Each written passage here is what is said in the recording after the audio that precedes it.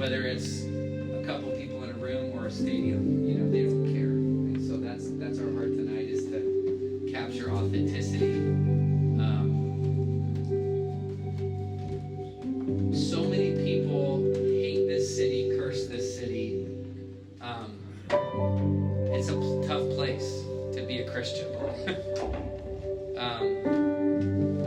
I put an American flag up. We had an American flag that was up when we bought this place, 2022, and it was like ripped down every day for like 30 days. We kept putting it up and they kept ripping it down. I mean, that's just an American flag. Now we got Jesus Save stuff. Now we don't care. Now we're flying revival banners. That's good. But right now we get the privilege to worship,